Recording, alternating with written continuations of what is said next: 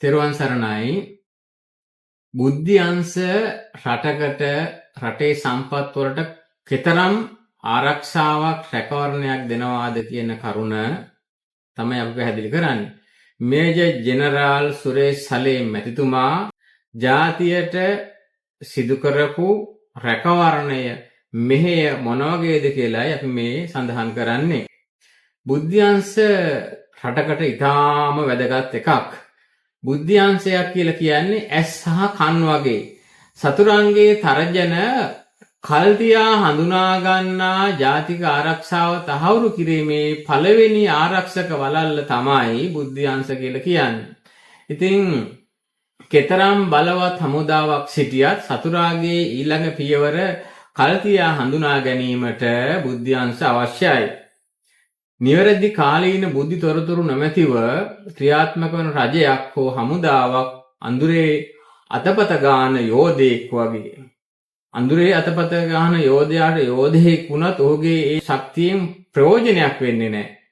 තොරතුරු නොමැතිව තීරණ ගැනීම විනාශකාරී වෙනවා. නිවැරදි ඉලක්ක කරා යාමට බුද්ධි තොරතුරු මඟ පෙන්වන බව ජනතාව දැනුවත් වෙන්නට අවශ්‍යයි. මේජර් ජෙනරාල් ජානක පෙරේරා මහත්මයා පදවිය ප්‍රදේශයේ එතුමාට ඒ ලැබුණු නායකත්වය එතුමාගේ නායකත්වයේ බුද්ධි තොරතුරු නිසා ඒ ප්‍රදේශයේ ගම්මාන රාශියක් කැටිගාලා ගෙවල් ගිනි තියලා ළමයි කපලා කොටලා මරණ ක්‍රියාවලිය කල් ඇතුව ව්‍යාර්ථ කිරීමට පුළුවන්කම ලැබුණා. හමුදාවේ ජීවිත හමුදා කඳවුරු ගම්මාන රාශියක් විනාශ කිරීම සඳහා LTT ත්‍රස්තවාදීන් 500කට වැඩි පිරිසක් සැලසුම් කරලා තිබුණා. බුද්ධි තොරතුරු මත මෙතුමාට මේ දැනගැනීමට පුළුවන්කම ලැබුණු නිසා ත්‍රස්තවාදීන් 500කට වැඩි පිරිසක් දෙව්ලොව යවන්න පුළුවන්කම ලැබුණා බුද්ධි අංශවල දායකත්වයේ මත. ඒ වගේම පදවිය ප්‍රදේශයේ ජනතාවගේ ජීවිත, දේපල, දරුවන්, හමුදා කඳුරු ආරක්ෂා කර ගැනීමට අවස්ථාව ලැබුණා. අනුරාධපුර යුද හමුදා ගුවන් හමුදා කඳවුරට 2007 වසරේදී ගුවන් යානා 29ක් 31ක් වගේ ප්‍රමාණයක් බෝම්බ ගහලා විනාශ කරලා පුච්චර දැම්මා.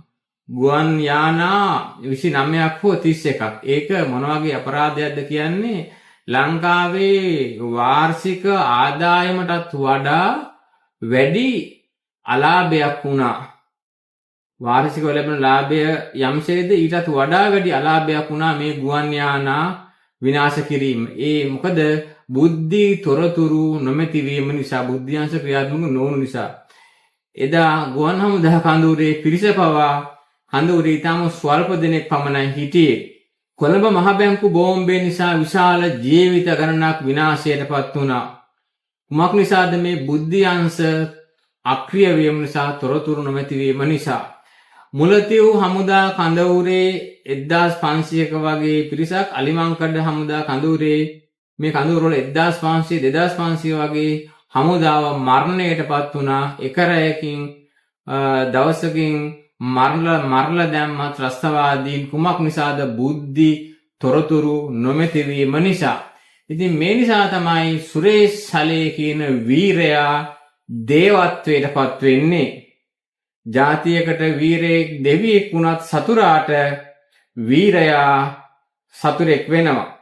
එනිසා බුද්ධි අංශවල වැදගත්කම සුරේෂ් සලේ මැතිතුමා කරපු මෙහෙය මොන වගේද කියලා අපි සඳහන් කරනවා. මෙහිදී අපි කිසි විටකත් අතිගරු ජනාධිපති අනුර කුමාර දිසානායක මැතිතුමාට හෝ රජය පිළිබඳව ද්වේෂසහගත සිතුවිල්ලකින් නොව, රජයට අපි අපේ හිතැසිභාවය පවතින අතර ත්‍රිවිධ හමුදාව පිළිබඳව, බුද්ධි අංශ පිළිබඳව අපගේ හෘදයාංගම භක්තිය ප්‍රකාශ කරමින් මේ අදහස් සඳහන් කරනවා. ලංකාවේ ත්‍රිවිධ හමුදාව, ලංකාවේ බුද්ධි අංශ, මේජර් ජෙනරාල් සුරේෂ් සලේ වීරයා දෙවියා පිළිබඳව අදහස් දැක්වීමයි අපි මෙහිදී සිද්ධ කරන්නේ. එහිදී ලෝකේ ප්‍රබල රටවල් බුද්ධි අංශ ඉන්ටෙලිජන්ට් ඒජන්සි සඳහා මොන වගේ ප්‍රමුඛතාවයක් ලබා දීලා තියෙනවද කියලා චීනය, ඇමරිකාව, ජපානය වැනි රටවල් වල බුද්ධ්‍යංශ නිලධාරීන්ට දක්වන සැලකිලි වරප්‍රසාද වැටුප් පිළිබඳව අදහසකුත් මෙහිදී දක්වනවා. ඇමරිකාවේ බුද්ධ්‍යංශ ලෝකයේ වඩාත්ම අරමුදල් ඇති තාක්ෂණික වශයෙන් දියුණුම ආයතනයක් වෙනවා. උන්ට තියෙන සැලකිලි තමයි ජාතික ආරක්ෂාව ප්‍රතිපත්ති තීරණය කිරීම ඔවුන්ට ඉහළම ප්‍රමුඛතාවයක් ලැබෙනවා. ජාතික ආරක්ෂාවක් ප්‍රතිපත්ති තීරණය කිරීමක්. අති නවීන තාක්ෂණික උපකරණ චන්ද්‍රිකා පද්ධති දැවැන්ත අයවැයක් මේ සඳහා වෙන් කරනවා.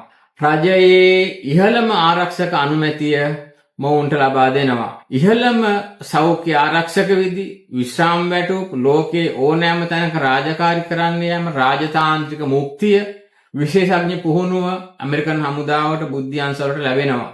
ආරම්භයේදී ඇමරිකන් හමුදාවට ඩොලර් 60,000ක් ලැබුණත් අධ්‍යක්ෂකම් සහිතව ඔවුන්ට ඩොලර් 1,50,000 ඒ කියන්නේ කෝටි 4.5 වගේ වැටුපක් ලබා දෙනවා. එතකොට ඇමරිකාවට බුද්ධ්‍යංශ ත්‍රිවිධ හමුදාව ශ්‍රේෂ්ඨ වෙලා තියෙනවා. ජපානයට, ඉන්දියාවට, චීනට, රුසියාවට ත්‍රිවිධ හමුදාව බුද්ධ්‍යංශ ප්‍රමුඛතාවය දීලා තියෙනවා. දේවත්වයෙන් පුදනවා. ලංකාවටත් එහෙමද? ලංකාවටත් එසේ වෙන්න ඕන.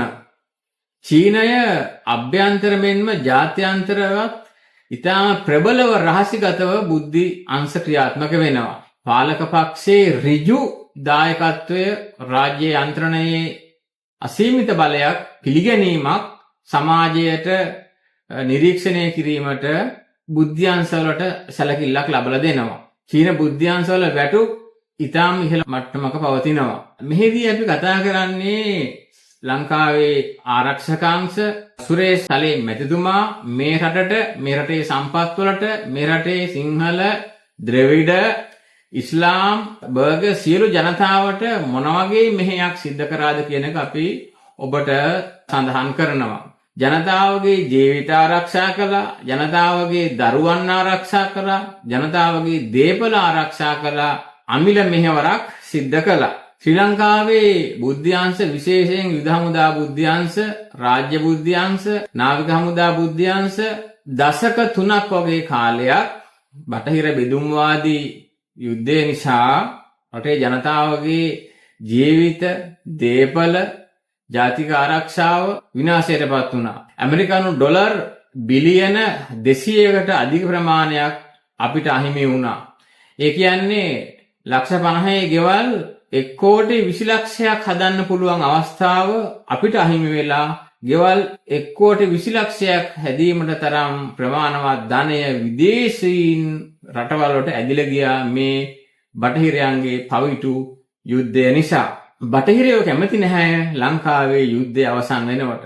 බටහිර සංවිධාන, බටහිරින් ජීවත් වෙන සංවිධාන, බටහිර ආගමික සංවිධාන කැමති මේ යුද්ධය සදාකාලිකව පවතිනවා නම්, මේ රට කෑලි කෑලි වලට කැඩෙනවා නම් ඔවුන් කැමති.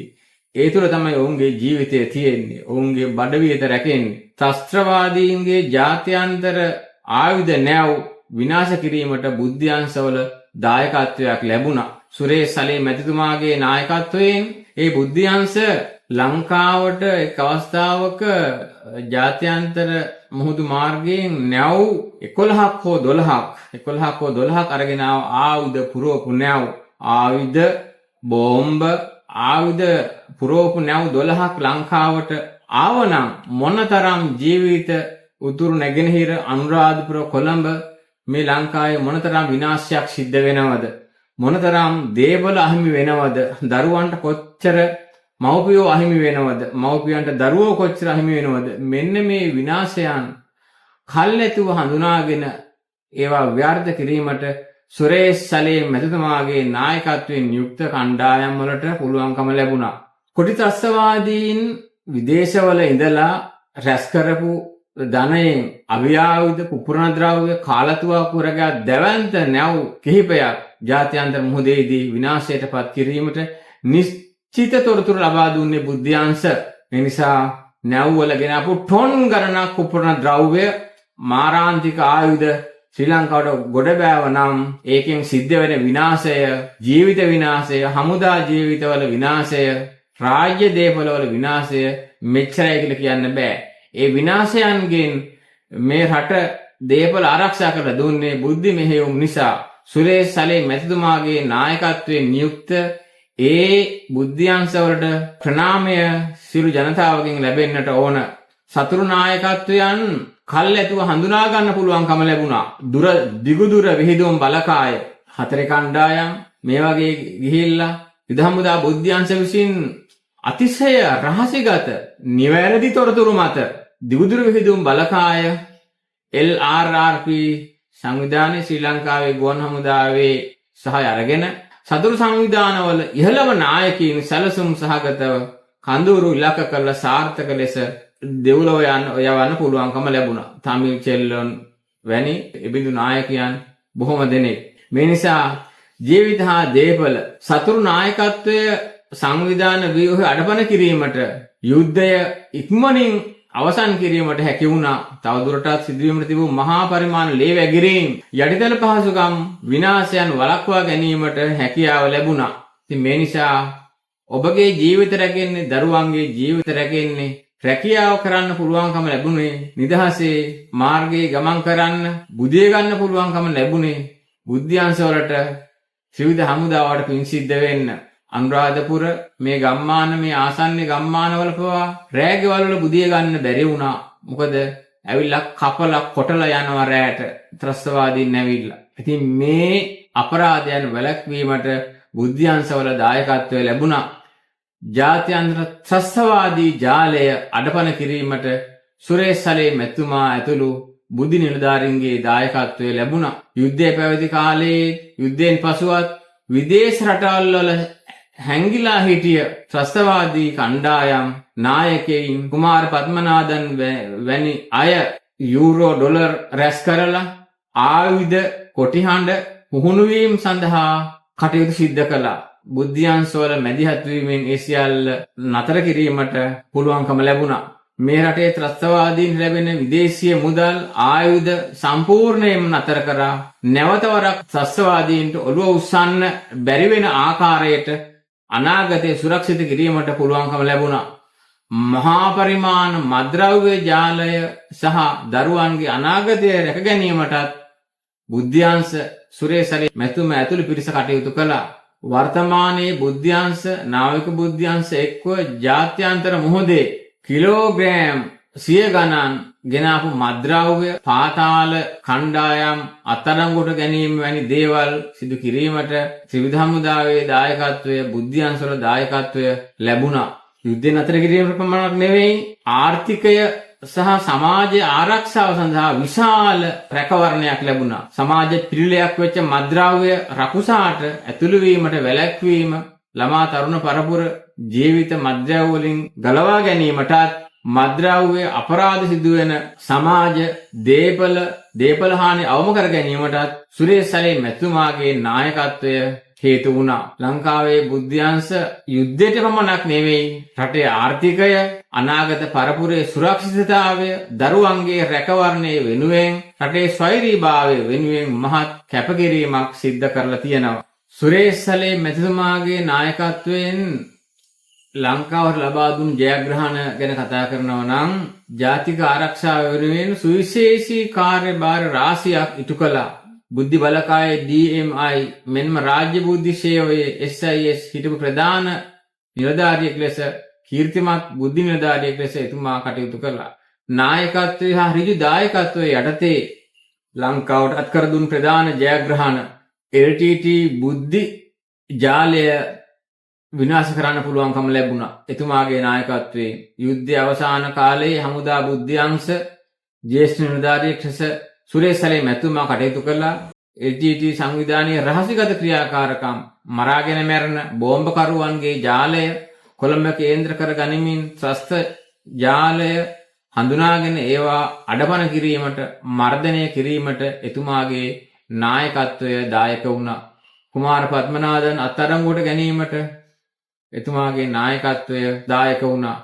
පාතාලය සමග මහා පරිමාණ මද්‍රව්‍ය මර්ධනය කිරීමට බුද්ධි සේවයේ ප්‍රධානියා ලෙස කටයුතු කළ සමයේ එතුමා මහත් මෙහෙයක් ලංකාවට සිද්ධ කළා. අපරාධකරුවන් රැසක් අල්ලලා ලංකාවට ගෙනීමට එතුමා නායකත්වය දුන්නා. දේශපාලන මැදිහත් වීම වලින් තොරව මානව සම්පත් එකට මුසු කරමින් ලංකාවේ බුද්ධි සේවයේ ජාත්‍යන්තර මට්ටමට ඔසවා තැබීමට එතුමාට පුළුවන්කම ලැබුණා. එතුමාගේ නායකත්වයෙන් බුද්ධි අංශ නවීකරණය වුණා. 2019 පාස්කු ප්‍රහාරයෙන් ලංකාවේ බුද්ධි අංශ යාන්ත්‍රණයේ බරපතල දුර්වලතා රැසක් පැවතුණා. ඊට පස්සේ රාජ්‍ය බුද්ධි අංශ සේවයේ අධ්‍යක්ෂ ජනරාල් පදවියට පත් වුණු සුරේෂ් සලේ මහත්මයා ඒ බුද්ධි අංශ, හමුදා බුද්ධි අංශ, පොලිස් බුද්ධි අංශ, රාජ්‍ය බුද්ධි අංශ මේවාක ජාලගත කරලා තාක්ෂණික පරිවර්තනයක් කළා.